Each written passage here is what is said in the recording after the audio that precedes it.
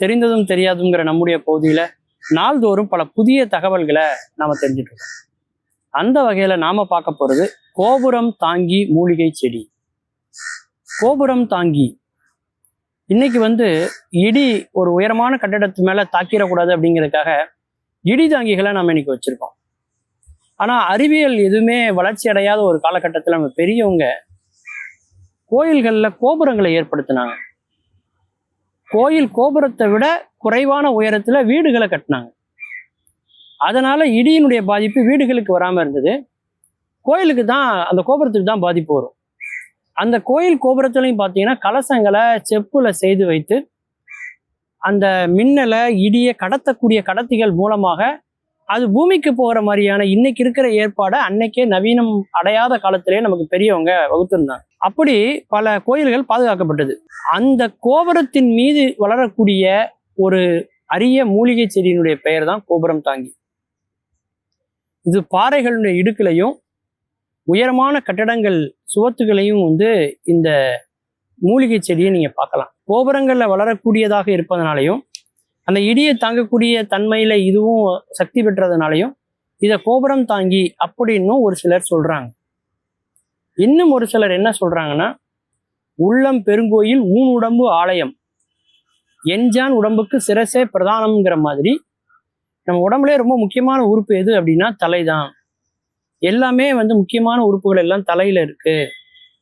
அது மாதிரி இந்த கோபுரம் தாங்கிங்கிற பெயர், கோபுரம் தாங்கின்னு என்ன அர்த்தம்னா நம்ம தலையை பாதுகாக்கக்கூடிய சக்தி இந்த மூலிகைக்கு இருக்கு.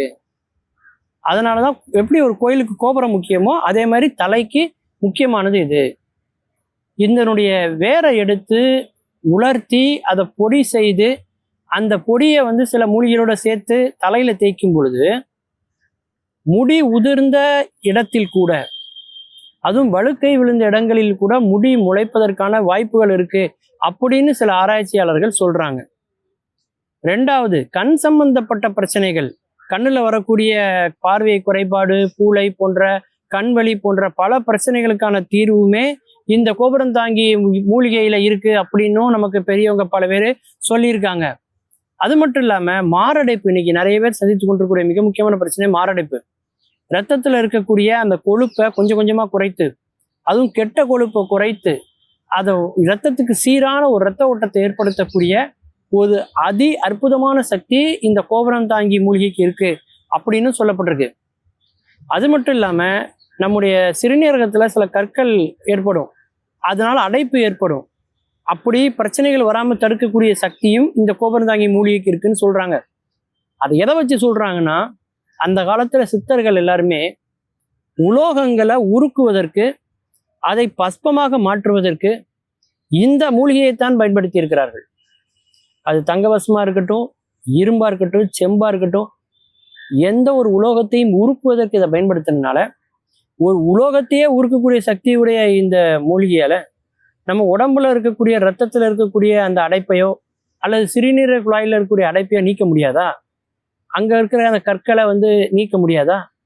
இல்லையா? அப்பேற்பட்ட சிறப்புடைய ஒரு அரிய வகையான ஒரு மூலிகை தான் எது அப்படின்னா கோபுரம் தாங்கி. இந்த கோபுரம் தாங்கி அந்த மூலிகையை நீங்க பார்த்தீங்கன்னா அதனுடைய விதை பை பார்த்தீங்கன்னா ஒரு வித்தியாசமான ஒரு வடிவத்துல இருக்குங்க. எங்க இருந்தாவது நீர் பட்டுச்சுன்னு வைங்களேன், அடுத்த நிமிடமே அது வெடித்து சிதறும். அப்படி வெடிப்பதன் மூலமாக அந்த மூலிகையினுடைய விதை பரவி வேறு சில இடங்கள்ல அது முளைக்குது. அப்படித்தான் பறந்து போகும்போது தான் கோபுரத்துக்குள்ள விழுந்து அல்லது உயரமான பாறைகள்ல கட்டடங்கள்ல விழுந்து இந்த கோபுரம் தாங்கி வளர்கிறது. கோபுரம் எப்படி உயரமான இடத்தில் இருக்குமோ அது போல பல உயரமான இடங்களில் இருக்கிறது இந்த கோபுரம் தாங்கி. அந்த காலத்துல காடுகள்ல சித்தர்கள் இந்த பஸ்பத்தை வைத்து தான் பல வித்தைகளை அவங்க செஞ்சிருக்காங்க. மீண்டும் பல புதிய தகவல்களோடு, அதில் அறியப்படாத பக்கங்களோடு உங்களை சந்திக்கிறேன். நன்றி.